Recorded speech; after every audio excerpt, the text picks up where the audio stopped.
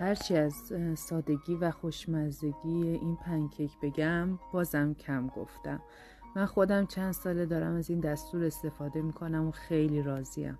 آموزش رو تا آخر ببین تا بتونی مثل من از این پنکیک های پفکی و خوشمزه درست کنی. اول تخم مرغ و وانیل رو با هم خوب میزنیم. وقتی که اینجوری مواد کرم رنگ و کشدار شد، شیر و روغن و شکر رو بهش اضافه میکنیم. وقتی که چند دقیقه زدیم مواد رو با هم بعدش نوبت آرد و بیکینگ پودریه که از قبل 3 بار الکش کردیم. حالا داخل یه قابلمه نچسب که از قبل گذاشتیم رو گاز حسابی داغ شده، یه ملاقه از مواد رو میریزیم ته ظرفمون. صبر میکنیم وقتی یه طرفش شروع به حباب زدن کرد، اون وقت